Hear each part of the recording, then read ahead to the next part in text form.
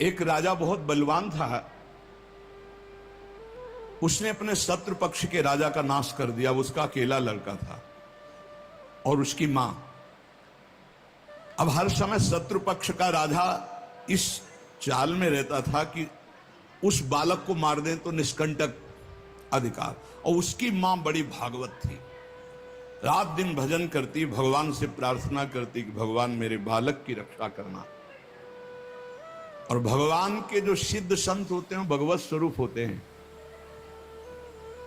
उन्होंने विचार किया, संत के हृदय में, एकदम भजन में बैठे थे उसी राज्य में, विचार एकदम आया कि अच्छा भगवान का आदेश है तो लीला करनी पड़ेगी। और लीला का उस समय इंतजार करने लगे। तो जो राजा बलवान था, जिसने शत्रु पक्ष के राजा को मारकर उसके लड़के को मारने को ठाना था, उसकी राजकुमारी थी, उसके स्वयंवर की रचना की जब बात आई, कमंडल उठाया, लंगोटी कस के बांधी कमर में, पहुंच गए दरबार में। और वो परिचित थे तपस्या और उनके भजन से। जे ही देखा तो साष्टांग दंडवत राजा हुए। देखो, बाहरी आचरण से कैसे भी नहीं जाना जा सकता महात्मा के स्वरूप को, उनकी लीला को। राजा को मालूम था कि ये बड़े प्रसिद्ध और तपस्वी महात्मा हैं। राजा ने तत्काल अपनी कन्या को बुलाया, प्रणाम करो आप, महाराज आए हैं। राजकन्या बुलाई गई, महात्मा के चरणों में प्रणाम हुआ। महात्मा ने ऐसे देखा नखशिख तक और कहा, इस लड़की का तो विवाह हम करेंगे, किसी राजकुमार से न कर देना। राजा तो एकदम होश उड़ गए। पर बहुत वो प्रवीण भी थे, राजा बुद्धिमान थे। तो उनका, महाराज ब्याह तो आपसे ही कर देंगे, आप जैसा सुयोग्य वर कहां मिलेगा। 80 वर्ष की अवस्था, शरीर में झुर्रियां पड़ रही हैं, दूल्हा की पोशाक मात्र में लंगोटी, धन संपत्ति मात्र में लौकी का कमंडल, आप जैसा दूल्हा कहां मिलेगा। कुछ शर्त हैं, उनका आप पालन कर दो।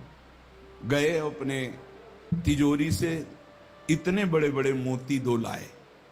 बोले, ये हमारे पूर्वजों के द्वारा एकत्रित किए हुए 2 मोती हैं, 108 मोती ले आओ। पहली शर्त, राजकुमारी का ब्याह आपके साथ। देख रहे थे, हालत देख रहे। महात्मा ने कहा, हाँ हाँ 108 क्या होते, ले आएंगे। बोले, मोती देख लो।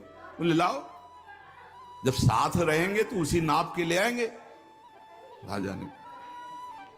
राजा ने सोचा इनको, और बोले, महाराज लगन के पहले, क्योंकि लगन निकल गई तो फिर बात कैसे बनेगी। तुम चिंता, तुम्हारे कुल की प्रथा पूरी करूंगा और कन्या से विवाह करूंगा। पर एक बात ध्यान रखना, अगर विलंब हो जाए तो किसी के साथ पाणिक ग्रहण नहीं कर देना, नहीं तो जो आ गया। दूसरे से ब्याह की सोचना भी मत। अब राजा ने कहा, जैसी आज्ञा। उन्होंने सोचा महात्मा मोती लेके जाएंगे, 2-4-6 दिन घूमेंगे, निराश होके वापस हो जाएंगे। उनको क्या पता था कि जो भगवान के दास होते बड़े जिद्दी स्वभाव के होते हैं। अब वो ऊंचे दर्जे के सिद्ध महात्मा हाथ में मोती लिए हुए पहुंचे। विचार किया कि यार मोती किससे मांगूं, किससे खोजूं, कहां जाऊं। तो उनका समुद्र को रत्न गर्भा कहा गया। समस्त रत्न है, रत्नाकर, सब रत्न उसमें विराजमान। समुद्र से सीधे मांग लेते हैं चल के। गए, ध्यान आया कि 3 दिन तक भगवान राम जो है उपवास करके बैठे रहे, नहीं आया तो हम तो 30 दिन बैठे रहेंगे तो नहीं आएगा। क्या करें। तो लौकी का कमंडल था, कमंडल उठाया, उलीचने लगे।